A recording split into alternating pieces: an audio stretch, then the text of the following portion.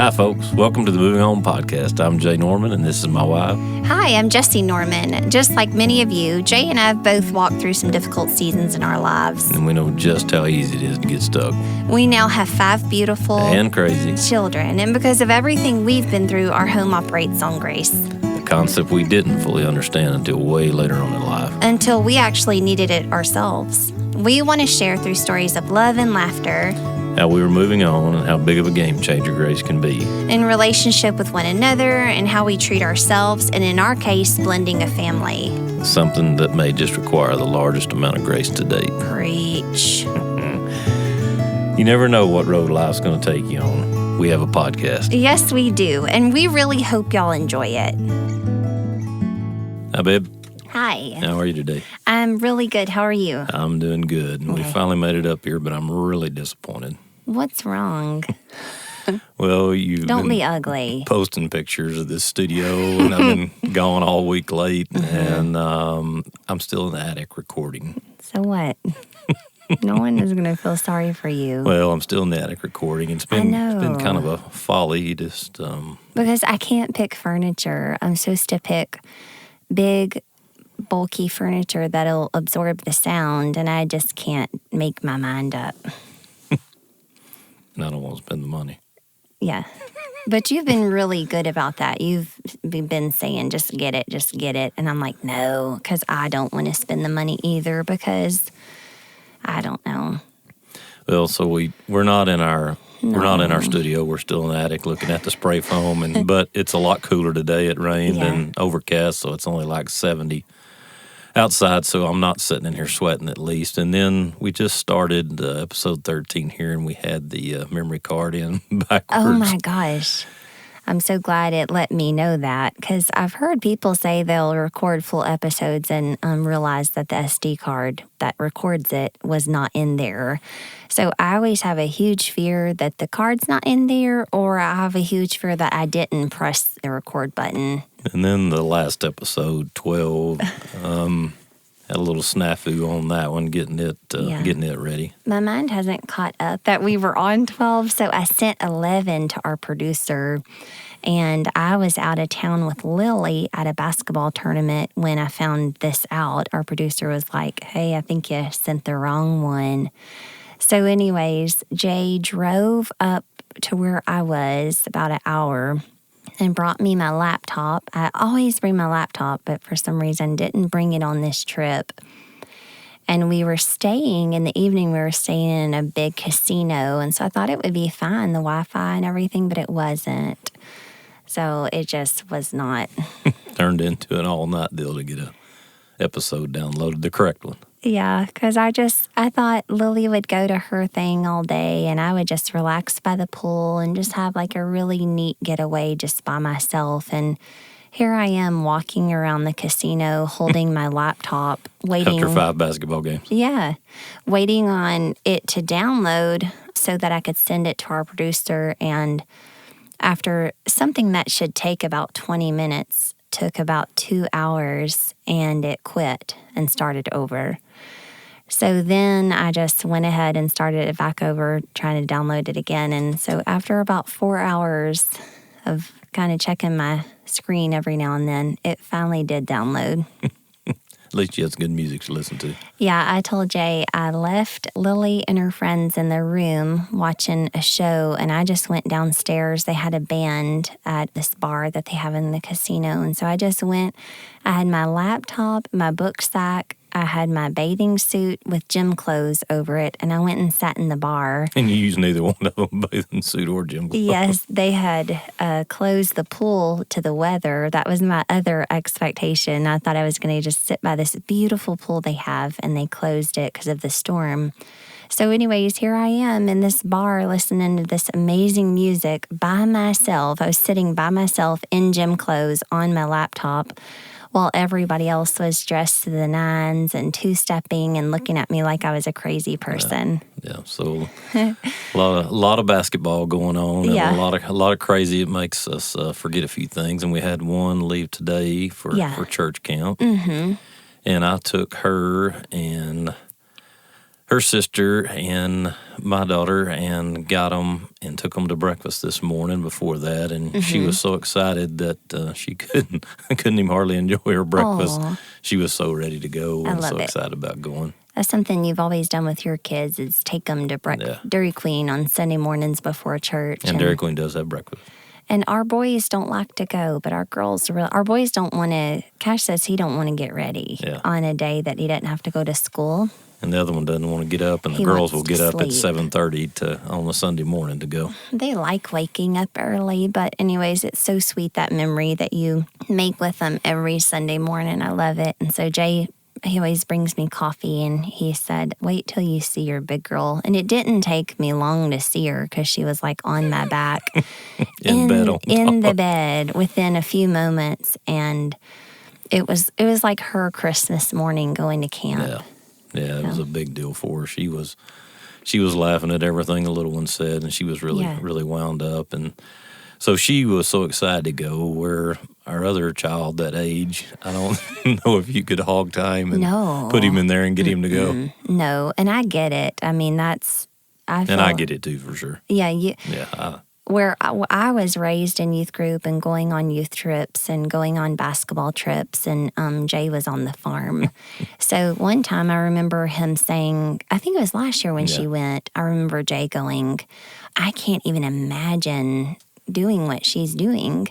And I told him, I can't imagine not. Yeah, total opposite It ends of the was, spectrum. we were raised totally different as far as that. So anyways, I wrote her a letter today and just told her how proud of her I was and how I'd wanted a child that went to youth camp ever since I went there. I just can't believe, because she tends to be a little bit more shy and reserved. And this just brings out the most amazing social parts of her, and basketball does that too. So I'm just really proud of who she's decided she wants to be. So our kids are following suit with the way we were. I've got to work on a change a little on my end, some improvement, and I haven't gotten that done. Yeah, but you're amazing. So, whatever path you took, if he follows the exact one, we'll be A-okay. Well, thank you. You're welcome. But I think about that a lot, how we're raising our kids so kind of differently than how we were raised, you know. But I know that the Lord intervenes for us and takes care of them and provides the experience exactly where He needs to if we'll just get out of the way. Well, and you hear people every day talk about comfort zone, and for her, that's obviously in her comfort zone. For him, it's way out. And, that reminds me of that story that pastor told you were talking about the other day. You tell it, more about how it was told than I do. We went to the parent meeting. Our church, I've told you guys before, has 3 different campuses. And so our lead youth pastor is actually the lead church youth pastor. So he's over the other campuses. And we just really, really love him. And he was telling the story of that, we were saying we would have to hog tie our son.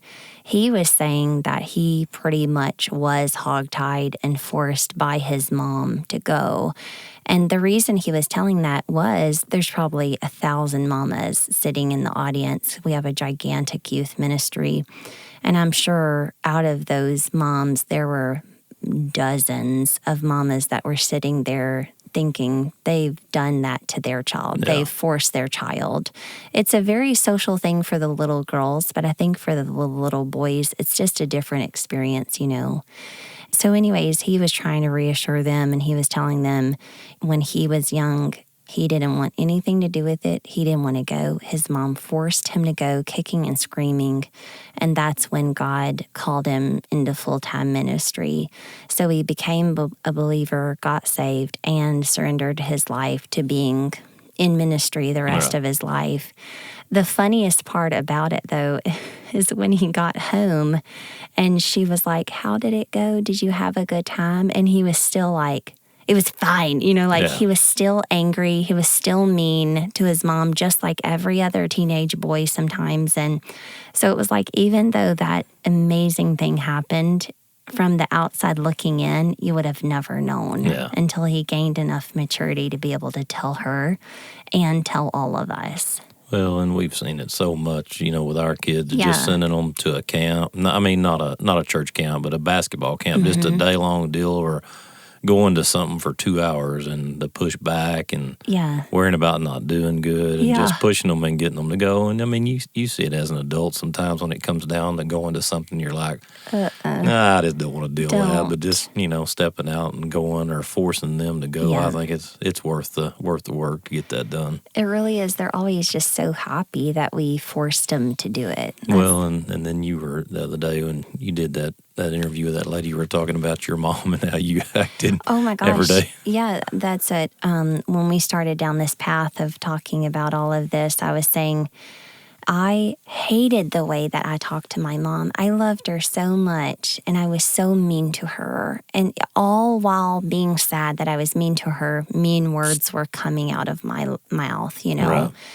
And I remember this one specific time I was riding the bus. So that means I had to be in ninth grade because I only rode the bus 1 year.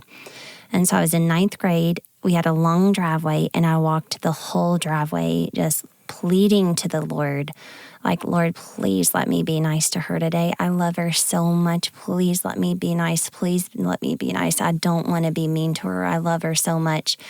And I walk in the house. I'm all prayed up. And she goes, hi, Boo, how was your day? And I go, it was fine. Like, I was so And mean. you practiced all the way to that. I practiced the whole way. And that's how it was until I could just fight those hormones that were raging through my body Right. and causing me to be this little piece of you-know-what. And until I could come back around and, of course, become best of friends with her, So I really do try. I think I don't have a very good memory. And so for God to instill that memory and seal it to where I can pull it up whenever I want to, I think He put it there for my relationship with Lily right now and Liza soon. You Right. know. Well, and I think, too, it brings us, to not necessarily a topic we hadn't really talked about it, but it's something that we saw this week with each other. I don't even remember. We had a little dust up over something, and you basically were telling me, why, if you're so good at dropping the rope or whatever, not saying things to other people, why do you do it with me? And it's the same with your kids. I mean, they can, they attack you. Mm-hmm. Just like you attacking your mom, it's the person you love the most, the person you care on, that you care the most of, depend on, or whatever. But you're still an attack them, and we do it with each other. And I don't even really know why we do that or allow ourselves to do. I guess it's comfort or whatever. I don't know. We've talked about that off and on all week. There's so many different facets to it because we fight and then we like to study our fight. I don't know if it's because we have a podcast or because we want to fight about studying. Yeah. But we're husband and wife and best friends and partners. And so I have a front row seat to his life and he has a front row seat to mine. And so I can watch him daily, hourly drop the rope over and over and over. But when it comes to me, he picks up every rope you can find. Not every rope. That's not true at all. I wasn't done. Okay, go ahead. You interrupted. Sorry. Picked it back up, didn't I? At times. Go ahead. At times you do. Okay. I don't mean always, babe. I just mean it seems like the ropes you don't grab in all of your relationships, you save up for me. The other facet for me being I'm not going anywhere. And so, what did you call it a second ago? A dust up? Yeah, we had a little dust up. Goodness, that's a very understatement way to describe it. I thought it was a good one. But what I mean is, not only am I not going anywhere, I grab another gear in my love for you when we figure it out. Yeah.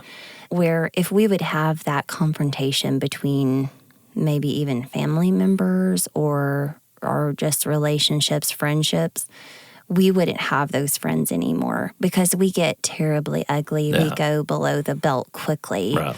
And so instead of losing me, we gain ground because we've kind of dug deeper and delved deeper into our thoughts and our feelings.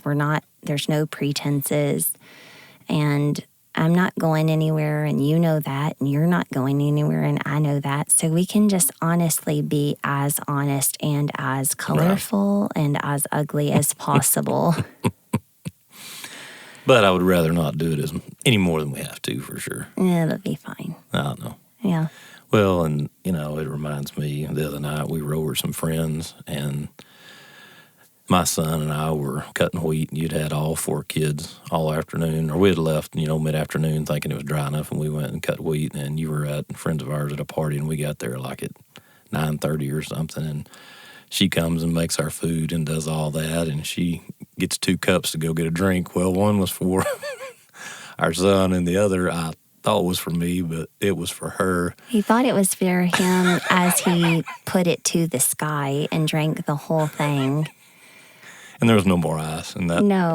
I knew neither one of those, but Yeah, so I was just a little bit frustrated. It was just the end of the day. well, why I said that to say that, learning to recognize that. I mean, I should have been looking for that when I walked in the door. Not necessarily that you're that way all the way, but I know just being myself with all of them that, it gets you to that point, and I should have been recognizing empty. it. Yeah, and Yeah. I mean, I've tried to, since that point, if you're that way with me, just to, try to say something really nice. Yeah. To guide it a different Yeah. direction. I haven't got that done all week, but I'm thinking about it really hard. Thanks, babe. I know you think that sounds funny that you just said that, but it does mean a lot to me that because I know when we did get into our doozy this week, when it was all done, he apologized to me and I apologized to him, and I said I'm empty. And that goes back to what we were talking about, not getting in the Word, not spending time with the Lord, not doing your yoga, not exercising, not eating right. I wasn't doing any of those things. The first week of summer kicked my butt. And so, of course, I got to eat. Well, and I mean, the circumstances, we spent a lot of time apart.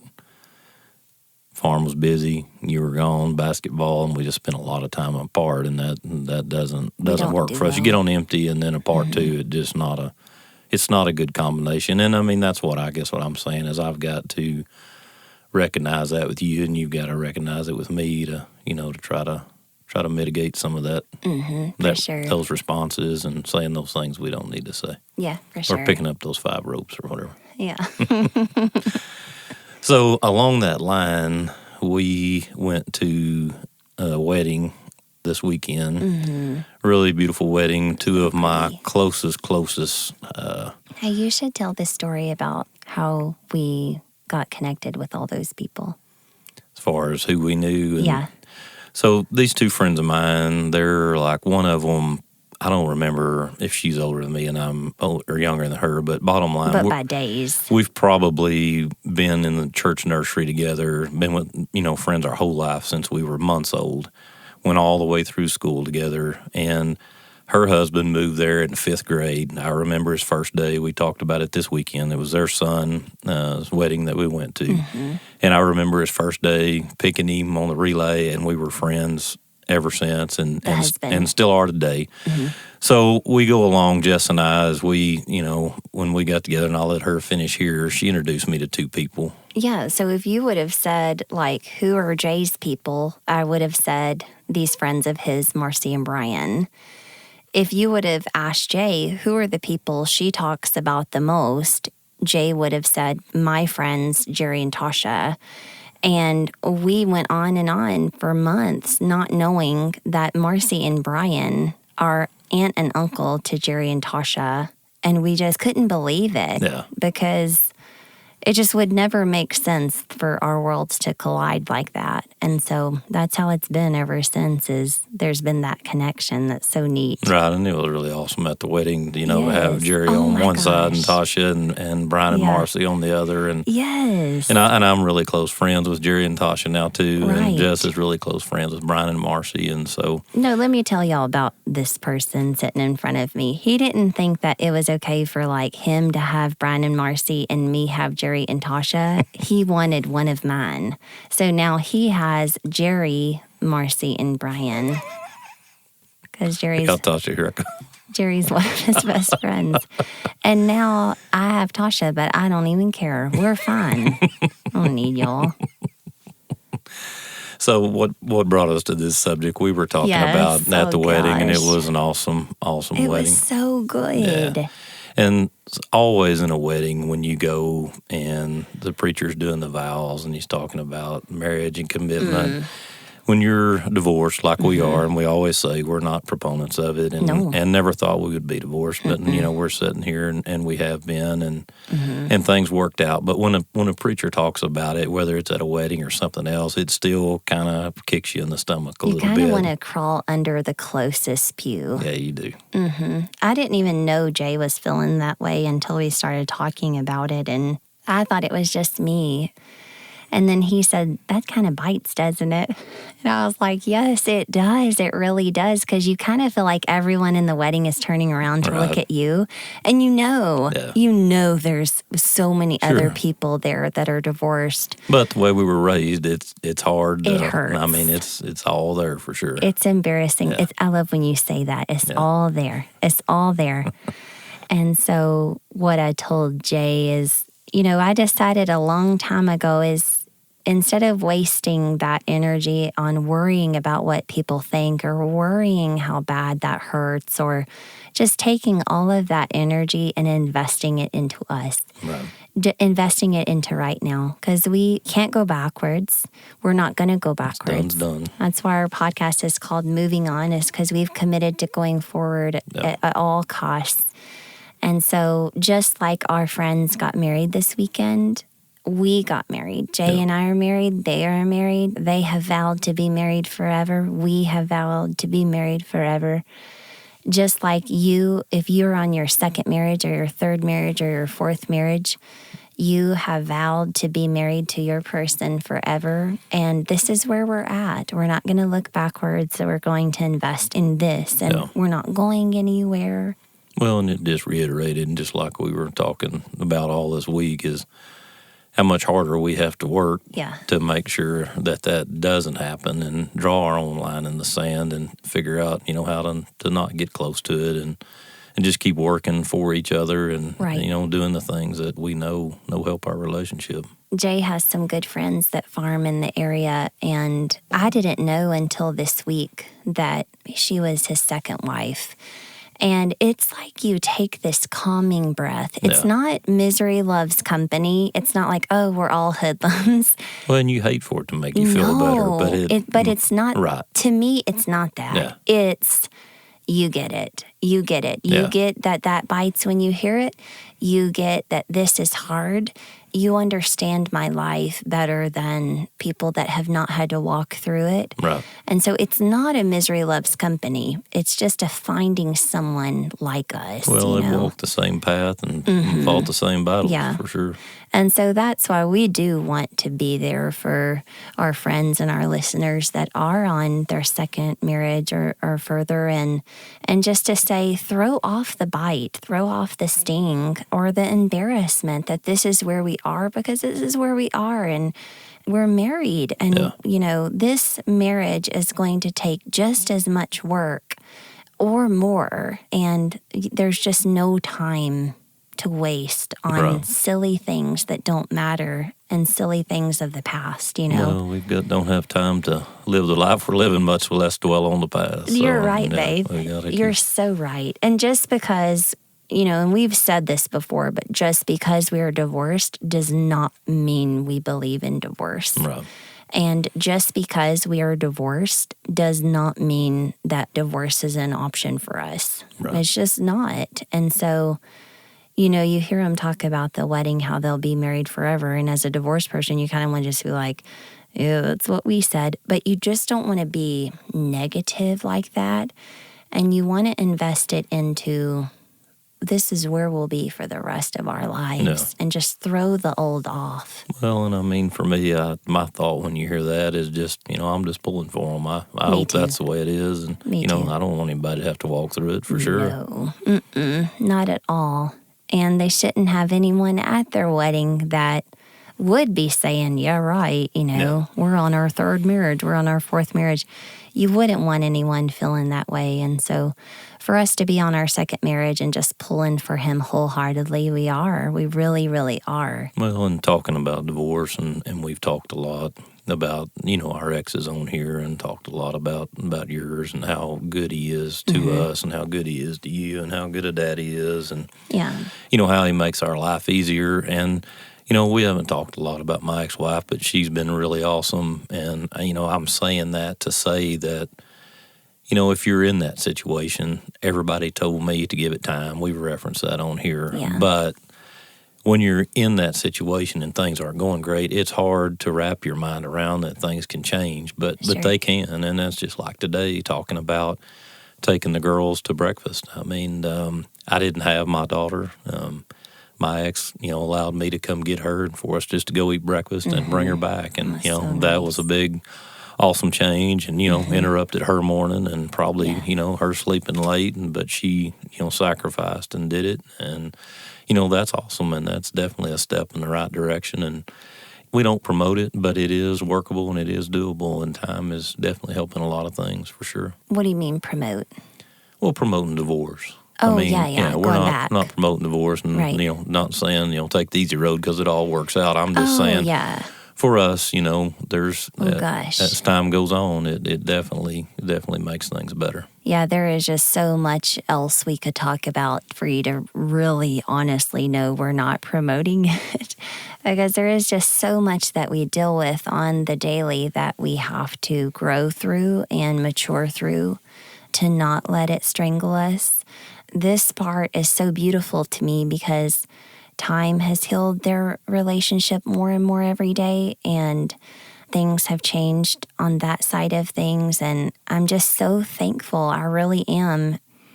There is something that my family is going to do this summer, and we needed to figure out how to get help from our exes to make it happen. My grandmothers live in a very tiny town, and so there's about 6 hotel rooms, And so to be able for us to go, our exes kind of had to, A, help with the kids, and B, answer quickly. And I know in a lot of different situations with our friends, if they're asking for help, first, they're not going to get it.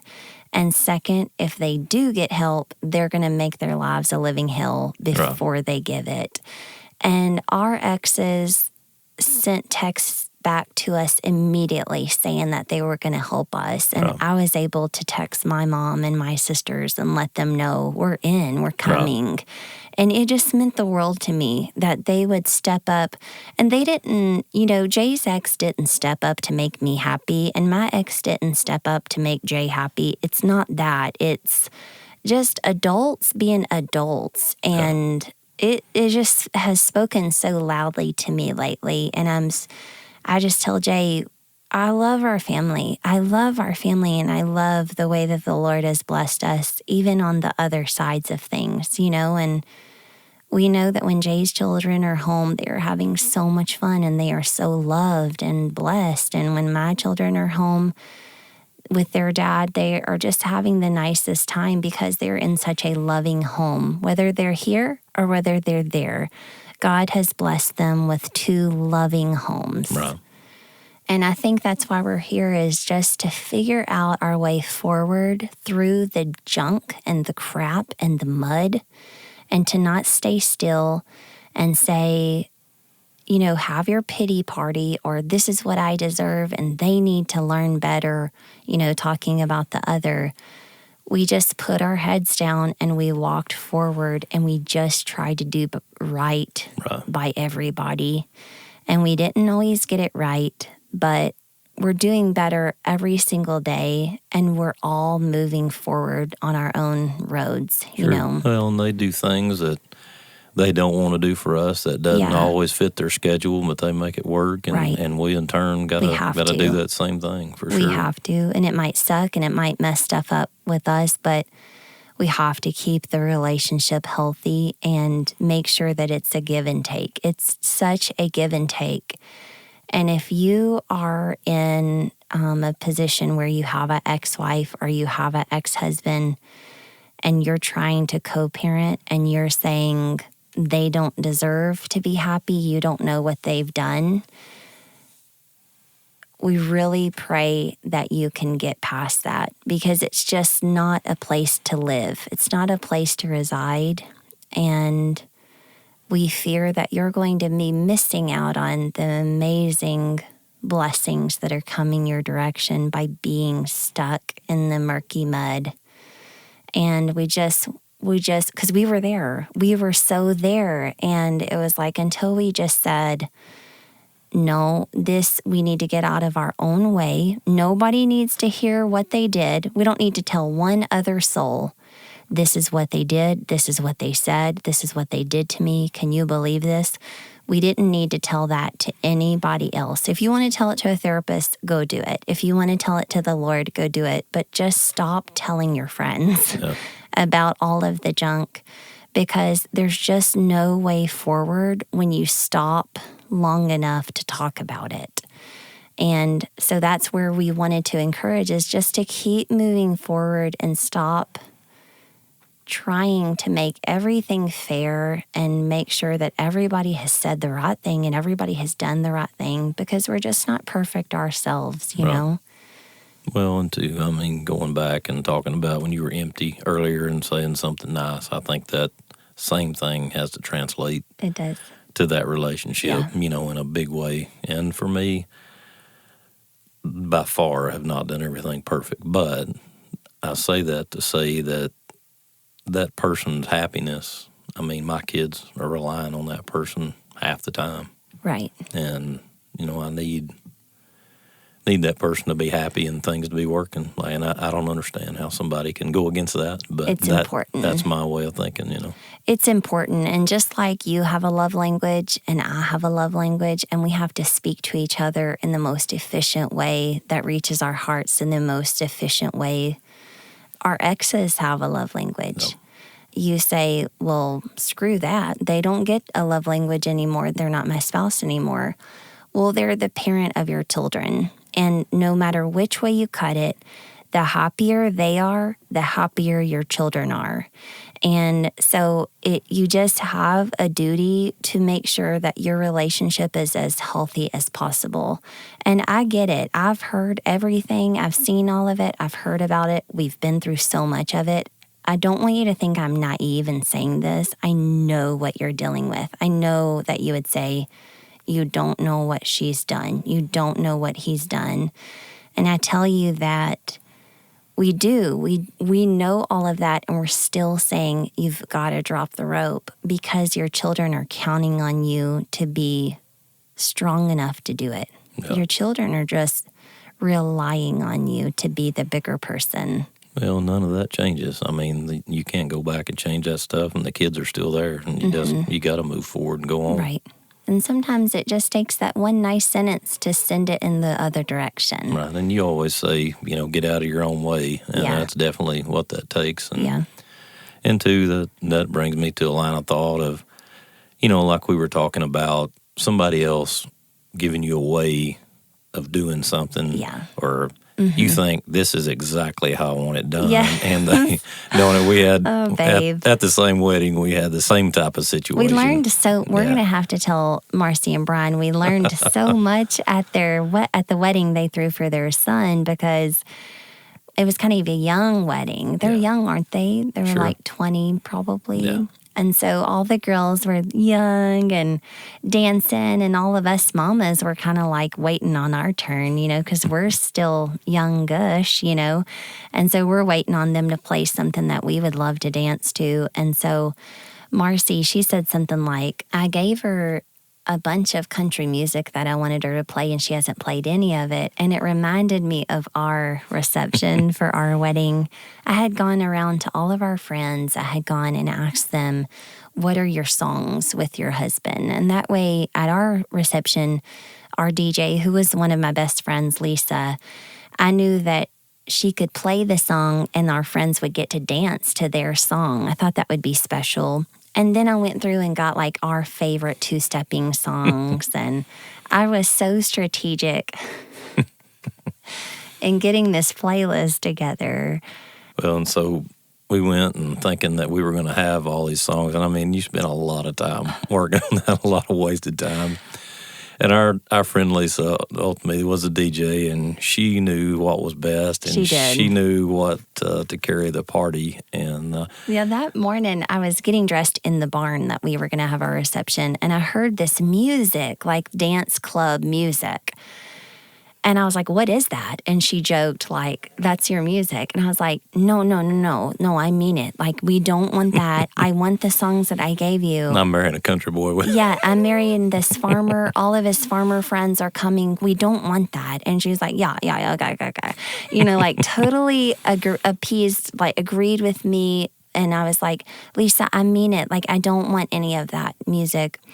And of course, she played her music. And if she would have played my music, she'd have ruined the night. And because she vetoed me in secret and private, she didn't grab a rope and start pulling and telling me, Jess, you don't come at me. I'm a DJ. I know better than you. She didn't pull on any ropes. She just kind of slithered through there, and provided us with my favorite night of my life. That my entire family had come up from Baton Rouge. We danced the night away. Yeah. And Jay's sisters got out there and danced, and they wouldn't have danced to any of my music. Yeah, I think my older sister was ready to leave because it was slow music when it In started. the beginning, yeah. We would have ruined our own night. Right. Well, and we were talking about that story came up, and that, brought us down that line of thinking whether, it's with each other or with our exes or, Right. Just everyday life. We just, kind of coming back around to that, just saying that, there's a lot of times we do get in our own way and try to micromanage Yeah. everything, and in reality, we're really making it worse. That we don't always know best. Right. I was reading about it, and it was saying it takes 6 to 8 years to get really good at something, and it takes about 10,000 hours to master something. So I would say you've mastered farming, and I've probably mastered fitness and exercise. That's where all of my time has been spent. But you really just don't have enough time in the day to be a master of, more than one thing. Well, we always say on the farm, a jack of all trades and a master of none. Yes, Yep. which I think that's healthier to be, and I want that for our children. But we all kind of think we know what's best for us, and we forget to rely on each other's strengths from our network. So we want to be more open to that. Well, and for me, I've learned over the last few years how to do that within the business and the farm to do that. And I'm trying to learn to do that in my life a little better. Yes. That's definitely where I need improvement. Not that I've got the farm deal figured out 100%, but, in life and with you and I or ex-spouse, family, whatever, to know that it doesn't have to be my plan. And, my mind's running 900 miles an hour and got 3 plans already, and we're going to pick one of them. Well, that doesn't mean it works for everybody. So For sure. kind of learn to sit back and let that play out. And then, Right. and I think, our circumstances the last few years have definitely helped kind of grind that into me and try to figure out how to get it right. For sure. I know I got in a fight with a friend a few years back, and we had only been in like one big fight. And I remember him saying, when it was finally calm, I remember him saying, what will you win? What will you win at the end of this? If you win this fight, what will you win? And That sounds really familiar. yeah, I was getting there. Sorry. Couldn't resist. It hit me so hard. Yeah. I mean, it stopped me dead in my tracks because I am kind of a lawyer mind, and so I can get into really big debate with you, Jay. Right. I'm looking at you. I don't mean our listeners.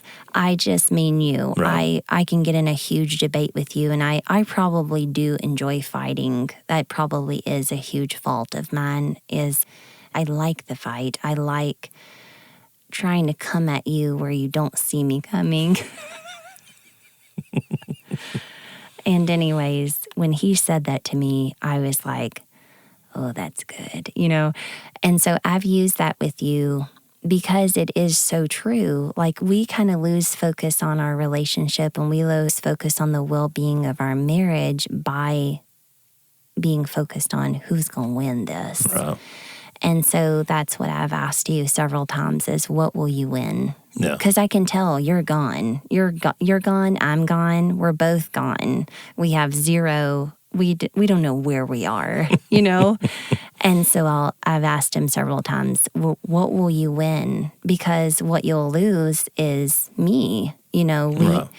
For the moment, is you'll win and you'll feel like a victor maybe for a second, and then you'll realize you've got someone very hurt by the words that you used to win. Right. And so we do try to remember that, and I do try to remember when I'm on the other side of it, if I do win, there was a loser. And that's my precious husband that I love more than anything on the planet. And what cost is that to me, Right. Well, so as we come up on a new week here and facing a harvest, it looks like we're going to get maybe 7-10 days of dry weather, which is the first for us since September. Yeah. So we're going to be rolling hard. You've got a lot of basketball. Yep. And you got a lot of kids. Yes. Our kiddos are coming. I'm so excited. I'm really excited and get them for a long period of time. I'm really looking forward to it. All of them. We're kind of normal of some of y'all's schedules that y'all have where we're supposed to have the kids all of July. We just couldn't imagine them being away from their mama for a whole month. Right. So we asked if we could kind of split it up a bunch, and she was awesome to let Jay do that. And so we get them for a lot of time in June and a lot of time in July, but it's kind of split up. So I'm really excited about it.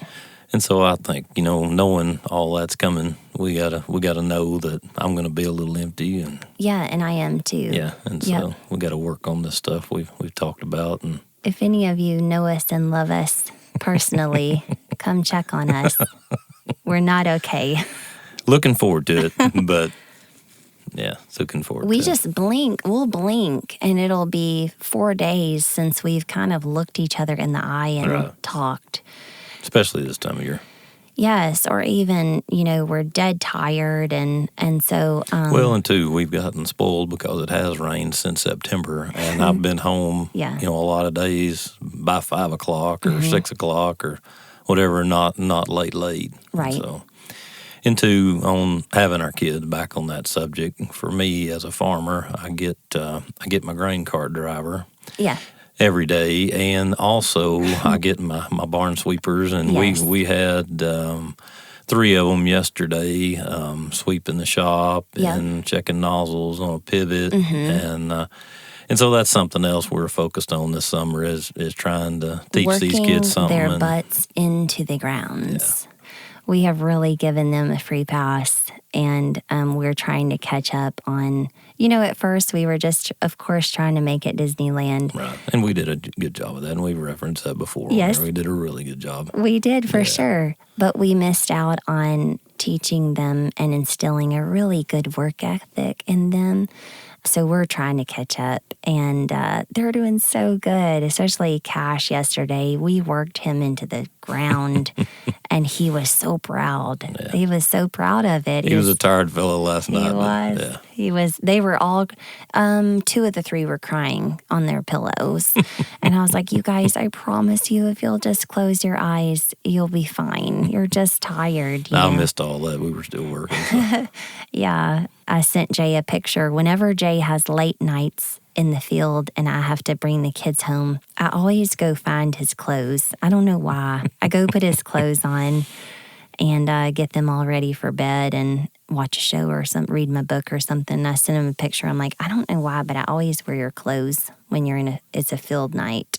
But I'm glad we have one because it just makes you so happy. Sure. If your little cousin wouldn't stop stealing your combine.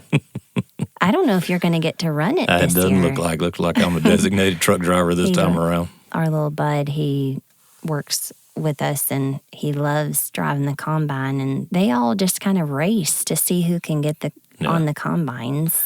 And I'll let them. I've spent many a years I on know. them, but we're harvesting wheat, and this is our first crop of the year to harvest. And we don't have a lot of acres this year compared to normal because of the wet weather. We didn't get it all planted, but we got enough. We've got a few days here that we got to get after it and hoping to get it out. And it's kind of a blessing and a curse, this dry weather. We've got corn growing that's at a really critical time for rain, so we need rain on the corn, but yet we need to get this wheat out. Yeah. And so it's one of those things you always hear about a farmer's griping no matter what the weather is, and we're going to be fussing if we miss the rain and fussing if we don't. So Right. hoping to get a good run this week, but looking forward to all the kids being here and everything that goes along with it, and having them on the farm and Yeah.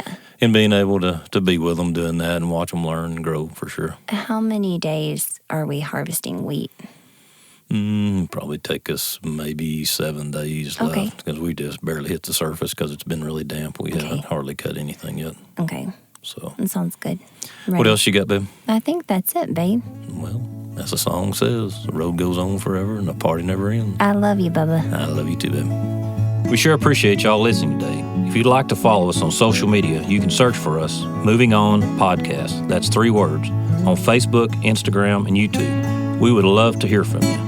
With ways you're figuring out how to drop the ropes in each of your own lives, and even ways that you're not, hell, that's just as entertaining to us. See you in a couple of weeks.